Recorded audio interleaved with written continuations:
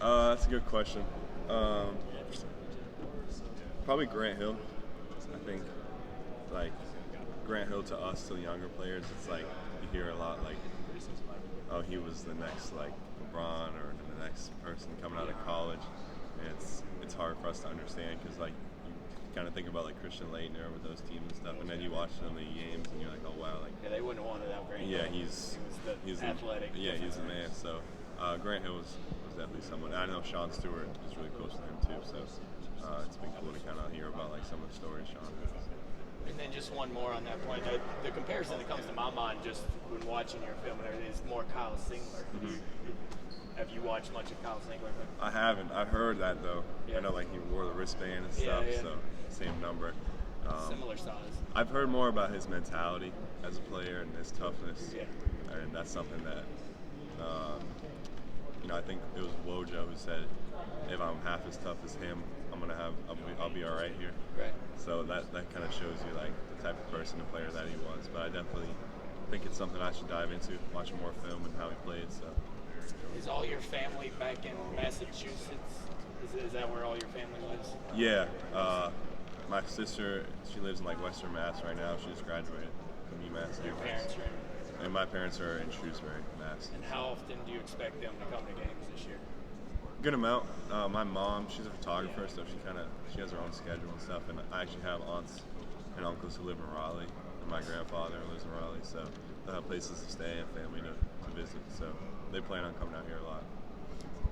Can you talk a little bit about the freshman four? Obviously, Mm-hmm. it's a moniker that we've heard quite a bit. Yeah. Can you talk a little bit about getting to know them off the court and now playing with them on the court? Yeah, I've been waiting for that question. The freshmen, I mean, they're awesome. Like, they've made this whole summer, this whole fall, really, really fun. And to go through it with them has been a cool experience. I mean, I didn't expect to kind of hit it off as quick as we did. I don't know why. I was just kind of like, this is Duke. I think it might be more cutthroat. But they've been great. Like, we have a lot of fun off the court. We're always together. We're always getting food together. We have a lot of classes together. They're really funny. A lot of goofy stories with them. Obviously, like, people know Jared's personality because it's kind of out on social media. But like, even Caleb, he's more quiet. Caleb's like one of the funniest people I've ever met. Sean's my roommate, so me and Sean have gone really close. But yeah, I think it's just a cool story. Like, obviously, there's a lot of good freshman classes that have gone through here, and we're not trying to like compete with anyone. It's more just like making ourselves unique and making sure our big thing is like around campus. We want to make sure like we feel like a part of the Duke community. So we just like a lot of times at night we'll just walk around outside talking to people and getting food. We'll go sit with new people in like the dining hall and stuff. So that's been a cool experience too. Awesome. Did you know any of them pretty well before you were coming in, or? No, I'd only played against Caleb a couple times. He texted me a few times, but I didn't really know him at all. So that was, again, like, it was probably like a week before I was like, wow, he's like my brother. So it was cool. How do you describe Jared to people that don't know him? It's tricky. So Jared, like, even though I didn't know him coming in, it felt like I did, obviously, because like he's everywhere. And like, I'm like, all right, there's no way he has like that much energy all the time, and like he's that like, like out there all the time. But he really is. Like, that's really what he's like, and it's cool. Just like to be around him. He's like really infectious. I would say that's the word. Like, he's always smiling, laughing, like saying some funny stuff. So it's really just like what you see. Like, that's really who he is.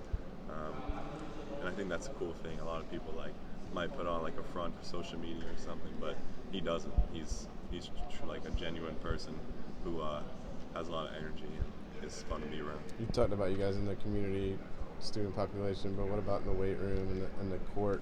Yeah. You guys are really motivating each other. How much have you grown since you got here in July? A bunch. I mean, from the first week, something that went without saying. We all were just waking up at like 6 a.m., getting into the gym, kind of like holding each other up to that standard every morning. Like, if you don't wake up a certain morning, you're going to hear about it all day from the other three.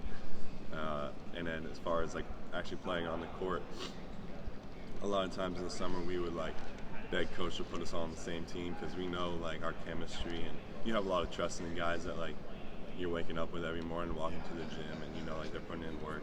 Not to say that other people aren't, but it's just like you're going through it closer with them. Sure. So on the court, that definitely shows. But they're all really, really talented. You know, Jared is a really reliable person with the ball. Like when Jared has the ball, you know something good is going to happen, whether it's a shot or he's making a play for someone else. Caleb, his game's really smooth. You know, he can get a bucket in a lot of different ways. And then Sean is really just someone that's just like you want him on your team as far as finishing at the rim, blocking shots, rebounding, running the floor. Like he brings like a spark and energy to every team. So it's been really cool.